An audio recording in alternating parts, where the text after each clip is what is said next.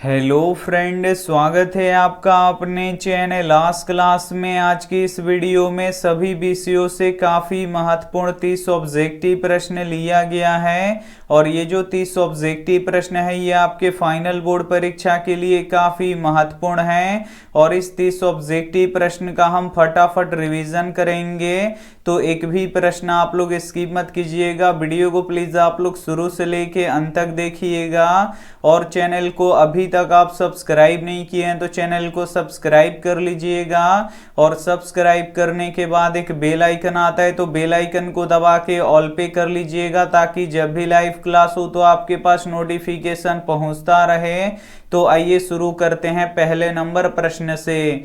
तो पहला नंबर प्रश्न है कि स्पष्ट देखने की न्यूनतम दूरी कितनी होती है। ए ऑप्शन है 30 सेंटीमीटर, बी ऑप्शन है 25 सेंटीमीटर, सी ऑप्शन है 12 सेंटीमीटर, डी ऑप्शन है अनंत। काफी महत्वपूर्ण प्रश्न है। यहाँ पे आपको बताना है कि स्पष्ट देखने की न्यूनतम दूरी कितनी होती है, तो 25 सेंटीमीटर होती है, इसे आपको याद रखना है। यहाँ पे बी वाला ऑप्शन बिल्कुल ही सही हो जाएगा। और एक प्रश्न ये भी पूछा जाता है कि स्पष्ट देखने की दूर बिंदु कितना होता है, तो दूर बिंदु अनंत होता है, तो ये भी साथ में आपको याद रखना है। आइए देखते हैं अगला प्रश्न। दो नंबर प्रश्न है कि ताड़ी विरोधी आंदोलन किस राज्य से शुरू किया गया था। ए ऑप्शन है बिहार से, बी ऑप्शन है उत्तर प्रदेश से, सी ऑप्शन है आंध्र प्रदेश से, डी ऑप्शन है तमिलनाडु से। ये भी काफी महत्वपूर्ण प्रश्न है आपके बोर्ड परीक्षा के लिए। यहाँ पे आपको बताना है कि ताड़ी विरोधी आंदोलन किस राज्य से शुरू किया गया था, तो ये आंध्र प्रदेश से शुरू किया गया था, इसे आपको याद रखना है। यहाँ पे सी ऑप्शन बिल्कुल ही सही हो जाएगा। और बिहार को पिछड़ा राज्य कहा जाता है, इसे आपको याद रखना है। और गेहूं सबसे अधिक उत्तर प्रदेश में होता है, तो ये भी साथ में आपको याद रखना है। आइए देखते हैं अगला प्रश्न। 3 नंबर प्रश्न है कि भीमराव अंबेडकर का जन्म कहाँ हुआ था। ए ऑप्शन है महाराष्ट्र में, बी ऑप्शन है मध्य प्रदेश में, सी ऑप्शन है उत्तर प्रदेश में, डी ऑप्शन है बिहार में। तो यहाँ पे आपको बताना है कि भीमराव अंबेडकर का जन्म कहाँ हुआ था, तो मध्य प्रदेश में हुआ था, इसे आपको याद रखना है। यहाँ पे बी ऑप्शन बिल्कुल ही सही हो जाएगा। और भारतीय संविधान किसने लिखा है, तो डॉक्टर भीमराव अंबेडकर जी ने लिखा है, इसे आपको याद रखना है। और भारतीय संविधान लिखने में कितना समय लगा, तो 2 वर्ष 11 महीना 18 दिन लगा, तो ये भी साथ में आपको याद रखना है। आइए देखते हैं अगला प्रश्न। 4 नंबर प्रश्न है कि 8, 7, 12, 15, 10, 9, 11 की माध्यिका ज्ञात करें। काफी महत्वपूर्ण प्रश्न है ये आपके बोर्ड परीक्षा के लिए। जो ये आंकड़ा दिया है इसका आपको माध्यिका निकालना है। तो माध्यिका कैसे निकाला जाता है, तो सबसे पहले आपको बढ़ते हुए क्रम में लिखना पड़ता है, यानी सबसे पहले सबसे छोटा लिखना पड़ता है, उससे जो बड़ा होता है उसको लिखना पड़ता है, फिर उससे बड़ा वाला संख्या लिखना पड़ता है और लास्ट में सबसे बड़ा वाला संख्या लिखना पड़ता है। तो इसमें सबसे छोटी सी संख्या कौन है, 7 है, तो यहाँ पे लिख देंगे 7। और 7 से बड़ी संख्या कौन है, 8 है, तो यहाँ पे लिख देंगे 8। और 8 से बड़ी संख्या कौन है, 9 है, तो यहाँ पे लिख देंगे 9। और 9 से बड़ी संख्या 10 है, तो यहाँ पे लिख देंगे 10। 10 से बड़ी संख्या 11 है, तो यहाँ पे लिख देंगे 11। और 11 से बड़ी संख्या कौन है, 12 है, तो यहाँ पे लिख देंगे 12। और 12 से बड़ी संख्या कौन है, 15 है, तो यहाँ पे लिख देंगे 15। हम यहाँ पे बढ़ते हुए क्रम में लिख दिए हैं। अब आपको बीच वाली संख्या निकालना है, तो 3 संख्या इधर से छोड़ दीजिए और 3 संख्या इधर से छोड़ दीजिए। तो बीच में कौन सी संख्या आ रहा है, 10 आ रहा है, तो 10 इसका क्या हो जाएगा, माध्यिका हो जाएगा। यानी हमारा यहाँ पे ए वाला ऑप्शन बिल्कुल ही सही हो जाएगा। आइए देखते हैं अगला प्रश्न। 5 नंबर प्रश्न है कि किस धातु को चाकू से काटा जा सकता है। ए ऑप्शन है सोडियम को, बी ऑप्शन है सोना को, सी ऑप्शन है चांदी को, डी ऑप्शन है इनमें से कोई नहीं। तो यहाँ पे आपको बताना है कि किस धातु को चाकू से काटा जा सकता है, तो सोडियम को चाकू से काटा जा सकता है, इसे आपको याद रखना है। यहाँ पे ए ऑप्शन बिल्कुल ही सही हो जाएगा। और सोडियम को हम केरोसिन तेल में डुबा के रखते हैं, तो ये भी साथ में आपको याद रखना है। और फास्फोरस को पानी में डुबा के रखते हैं, तो ये भी साथ में आपको याद रखना है। काफी महत्वपूर्ण 30 ऑब्जेक्टिव प्रश्न का फटाफट रिवीजन करेंगे। तो एक भी प्रश्न आप लोग स्किप मत कीजिएगा, वीडियो को प्लीज आप लोग शुरू से लेके अंत तक देखिएगा। और वीडियो को अभी तक आप लाइक नहीं किए हैं तो प्लीज आप लोग वीडियो को लाइक कर दीजिएगा। और अभी तक आप हमारे व्हाट्सएप ग्रुप में नहीं जुड़े हैं तो ये हमारा व्हाट्सएप नंबर है, इस पे आपको बोल देना है कि सर हमें ग्रुप में जोड़ दीजिए, तो हम आपको ग्रुप में जोड़ देंगे। और आज रात 10 बजे से पहले हम आपको ग्रुप में जोड़ देंगे, तो इसका कोई आपको टेंशन नहीं लेना है। आइए देखते हैं अगला प्रश्न 6 नंबर प्रश्न है कि किसे लोकतंत्र का प्राण माना जाता है। ए ऑप्शन है सरकार को, बी ऑप्शन है राजनीतिक दल को, सी ऑप्शन है संविधान को, डी ऑप्शन है न्यायालय को। तो यहाँ पे आपको बताना है कि किसे लोकतंत्र का प्राण माना जाता है। तो राजनीतिक दल को लोकतंत्र का प्राण माना जाता है, इसे आपको याद रखना है। यहाँ पे बी वाला ऑप्शन बिल्कुल ही सही हो जाएगा। आइए देखते हैं अगला प्रश्न 7 नंबर प्रश्न है कि 5 3 8 5 4 का माध्य ज्ञात करें। यहाँ पे जो ये आंकड़ा दिया है इसका आपको माध्य निकालना है। तो माध्य कैसे निकलता है, तो कुल संख्याओं को जोड़ देते हैं और जितनी संख्या रहता है उससे भाग लगा देते हैं। तो हम यहाँ पे जोड़ लेते हैं सभी संख्या को, 5 + 3 + 8 + 5 + 4। यहाँ पे सभी संख्याओं को जोड़ दिए और कितनी संख्या गिन लीजिए, 1 2 3 4 5 संख्या है तो इसमें 5 से भाग लगा दीजिए। अब इसे जोड़ लीजिए, 5 और 3 8 और 8 और 8 कितना हो जाएगा, 16 हो जाएगा। और 16 × 5 21 और 21 और 4 कितना हो जाएगा, ऊपर में 25 हो जाएगा और नीचे में 5 है। और 5 से 25 कितना बार में कटेगा, 5 बार में कटेगा। तो हमारा माध्य कितना निकल गया, 5 निकल गया। यहाँ पे बी वाला ऑप्शन बिल्कुल ही सही हो जाएगा। आइए देखते हैं अगला प्रश्न 8 नंबर प्रश्न है कि खोखा का दूसरा नाम क्या है। ए ऑप्शन है मदन, बी ऑप्शन है कासू, सी ऑप्शन है केसू, डी ऑप्शन है इनमें से कोई नहीं। तो यहाँ पे आपको बताना है कि खोखा का दूसरा नाम क्या है। तो खोखा का दूसरा नाम कासू है, इसे आपको याद रखना है। यहाँ पे बी वाला ऑप्शन बिल्कुल ही सही हो जाएगा। और खोखा के 2 दांत किसने तोड़े थे, तो मदन ने तोड़े थे, तो ये भी साथ में आपको याद रखना है। आइए देखते हैं अगला प्रश्न 9 नंबर प्रश्न है कि करमवीर कहाँ के रहने वाले थे। ए ऑप्शन है भीखन टोला के, बी ऑप्शन है जीवन टोला के, सी ऑप्शन है रामा टोला के, डी ऑप्शन है रोहन टोला के। तो यहाँ पे आपको बताना है कि करमवीर कहाँ के रहने वाले थे। तो जो करमवीर थे ये भीखन टोला के रहने वाले थे। और भीखन टोला कहाँ है, तो अपने बिहार में है। तो ये भी साथ में आपको याद रखना है। आइए देखते हैं अगला प्रश्न 10 नंबर प्रश्न है कि पौधों में गैसों के आदान प्रदान किससे होता है। ए ऑप्शन है जड़ से, बी ऑप्शन है रंध्र से, सी ऑप्शन है तना से, डी ऑप्शन है टहनी से। काफी महत्वपूर्ण प्रश्न है ये आपके बोर्ड परीक्षा के लिए। यहाँ पे आपको बताना है कि पौधों में गैसों के आदान प्रदान किससे होता है, तो रंध्रों के द्वारा होता है। और रंध्र कहाँ पे पाए जाते हैं, तो रंध्र पत्तियों में पाए जाते हैं। और पेड़ पौधों की पत्तियां होती हैं वो हरी दिखाई देती हैं, तो किसके कारण से दिखाई देती हैं, तो हरित लवक यानी क्लोरोफिल के कारण से दिखाई देती हैं। तो ये भी साथ में आपको याद रखना है। आइए देखते हैं अगला प्रश्न 11 नंबर प्रश्न है कि भारत में आपातकाल की घोषणा कब हुई थी। ए ऑप्शन है 1970 में, बी ऑप्शन है 1975 में, सी ऑप्शन है 1977 में, डी ऑप्शन है 1980 में। तो यहाँ पे आपको बताना है कि भारत में आपातकाल की घोषणा कब हुई थी, तो 1975 में हुई थी। और उस समय किसकी सरकार थी, तो इंदिरा गांधी की सरकार थी, कांग्रेस की। तो ये भी साथ में आपको याद रखना है। आइए देखते हैं अगला प्रश्न 12 नंबर प्रश्न है कि वारेन हेस्टिंग्स कहाँ का गवर्नर जनरल था। ए ऑप्शन है भारत का,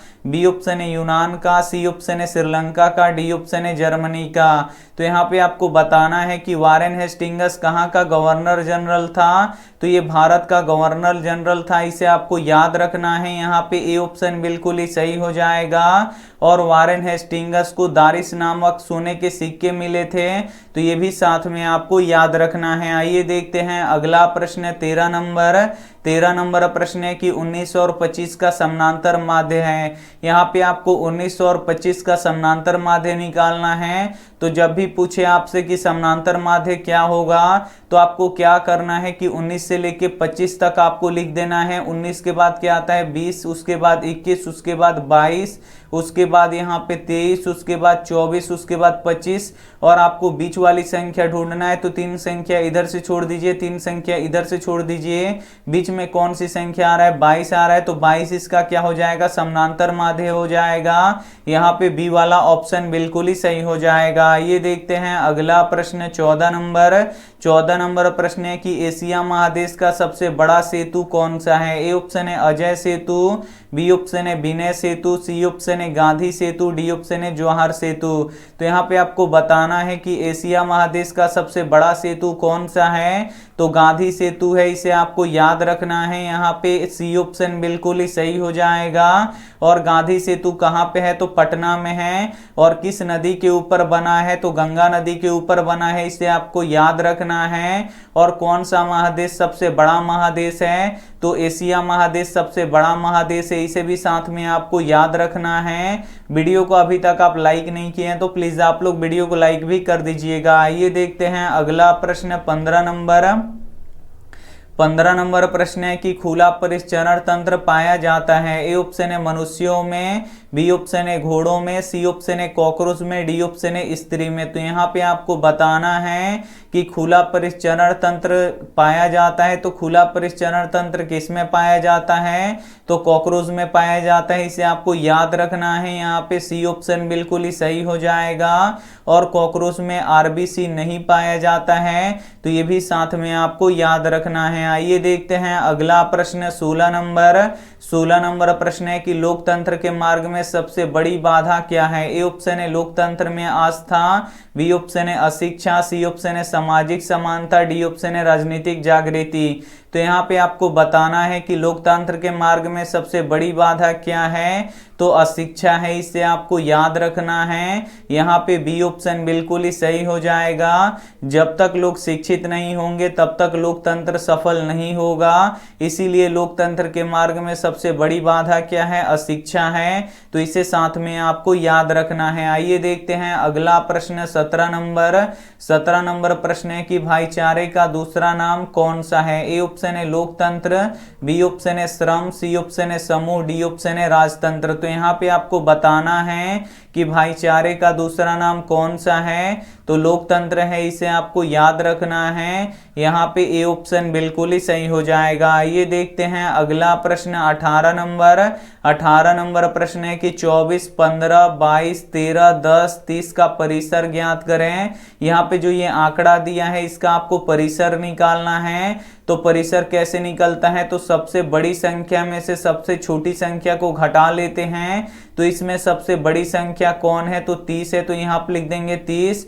अब इसमें सबसे छोटी सी संख्या कौन है, 10 है, तो यहाँ पे लिख देंगे 10। अब यहाँ पे देखिए 30 में से 10 घटेगा तो कितना बचेगा, 20 बचेगा। और 20 क्या हो जाएगा, इसका परिसर हो जाएगा। यहाँ पे सी वाला ऑप्शन बिल्कुल ही सही हो जाएगा। ये देखते हैं अगला प्रश्न 19 नंबर प्रश्न है कि छात्रों के लिए तपस्या क्या है। ए ऑप्शन है धन, बी ऑप्शन है अध्ययन, सी ऑप्शन है व्यायाम, डी ऑप्शन है क्रीड़ा। तो यहाँ पे आपको बताना है कि छात्रों के लिए तपस्या क्या है, तो अध्ययन है, इसे आपको याद रखना है। यहाँ पे बी ऑप्शन बिल्कुल ही सही हो जाएगा। और पुराने समय में छात्रों को क्या कहा जाता था, तो ब्रह्मचारी कहा जाता था, तो ये भी साथ में आपको याद रखना है। आइए देखते हैं अगला प्रश्न 20 नंबर प्रश्न है कि परमाणु के नाभिक में उपस्थित होते हैं। ए ऑप्शन है प्रोटॉन और न्यूट्रॉन, बी ऑप्शन है इलेक्ट्रॉन, सी ऑप्शन है प्रोटॉन, डी ऑप्शन है इनमें से कोई नहीं।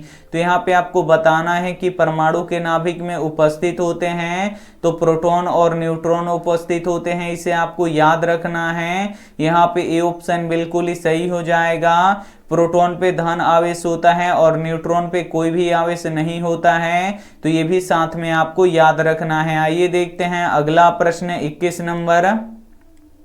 21 नंबर प्रश्न है कि भारत में किस प्रकार के लोकतंत्र की व्यवस्था है। ए ऑप्शन है प्रत्यक्ष, बी ऑप्शन है अप्रत्यक्ष, सी ऑप्शन है दोनों, डी ऑप्शन है इनमें से कोई नहीं। तो यहाँ पे आपको बताना है कि भारत में किस प्रकार के लोकतंत्र की व्यवस्था है, तो अप्रत्यक्ष लोकतंत्र की व्यवस्था है। यहाँ पे बी वाला ऑप्शन बिल्कुल ही सही हो जाएगा। आइए देखते हैं अगला प्रश्न 22 नंबर। 22 नंबर प्रश्न है कि सच्चा भारत कहाँ बसता है? ए ऑप्शन है शहरों में, बी ऑप्शन है महानगरों में, सी ऑप्शन है गाँव में, डी ऑप्शन है सरायों में। तो यहाँ पे आपको बताना है कि सच्चा भारत कहाँ बसता है। तो सच्चा भारत गांव में बसता है, इसे आपको याद रखना है। यहाँ पे सी ऑप्शन बिल्कुल ही सही हो जाएगा। और भारत माता कहाँ निवास करती हैं? तो भारत माता गांव में निवास करती हैं, तो ये भी साथ में आपको याद रखना है। आइए देखते हैं अगला प्रश्न 23 नंबर। 23 नंबर प्रश्न है कि शरीर में सदैव रहने वाला मनुष्यों का महान शत्रु कौन है? ए ऑप्शन है दया, बी ऑप्शन है लोभ, सी ऑप्शन है काम, डी ऑप्शन है आलस। तो यहाँ पे आपको बताना है कि शरीर में सदैव रहने वाले मनुष्यों का महान शत्रु कौन है। तो महान शत्रु कौन है? आलस है, इसे आपको याद रखना है। यहाँ पे डी वाला ऑप्शन बिल्कुल ही सही हो जाएगा। आइए देखते हैं अगला प्रश्न 24 नंबर। 24 नंबर प्रश्न है कि 30 40 का वर्ग चिन्ह ज्ञात करें। यहाँ पे निम्न सीमा 30 दिया है और उच्च सीमा 40 दिया है, तो बोल रहा है कि वर्ग चिन्ह ज्ञात कीजिए। तो वर्ग चिन्ह कैसे निकलता है? तो निम्न सीमा और उच्च सीमा दोनों को जोड़ दिया जाता है और 2 से भाग लगा दिया जाता है। तो यहाँ पे निम्न सीमा 30 है और उच्च सीमा कितना है? 40 है। इन दोनों को जोड़ देंगे और 2 से भाग लगा देंगे। तो 30 और 40 जोड़ेंगे तो कितना हो जाएगा? 70/2 हो जाएगा। और 2 से 70 कितना बार में कटेगा? 35 बार में कटेगा। तो हमारा वर्ग चिन्ह कितना निकल जाएगा? 35 निकल जाएगा। यहाँ पे सी वाला ऑप्शन बिल्कुल ही सही हो जाएगा। आइए देखते हैं अगला प्रश्न 25 नंबर।